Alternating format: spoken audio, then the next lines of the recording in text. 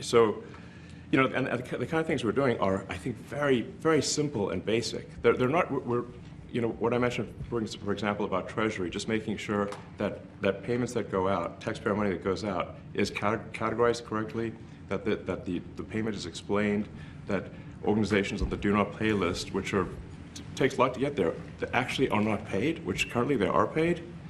These are not individual judgment decisions. These are about simply having sensible checks and balances in the system itself to ensure that taxpayer money is spent well. So it's got nothing to do with, like, say, a contract with some company of mine at all.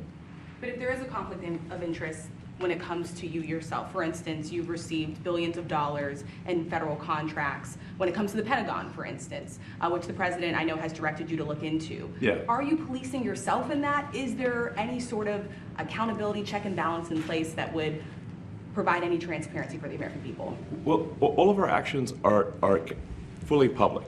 So if you see anything, you say, like, wait a second, hey, Elon, that seems like maybe that's, you know, there's a conflict there.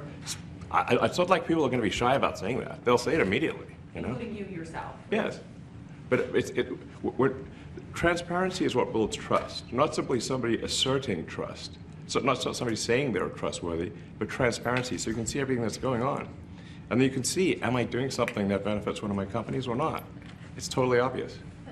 And if we thought that, we would not let him do that segment or look in that area if we thought there was a lack of transparency or a conflict of interest. And we watch that also. He's a big businessman. He's a successful guy. That's why we want him doing this. We don't want an unsuccessful guy doing this.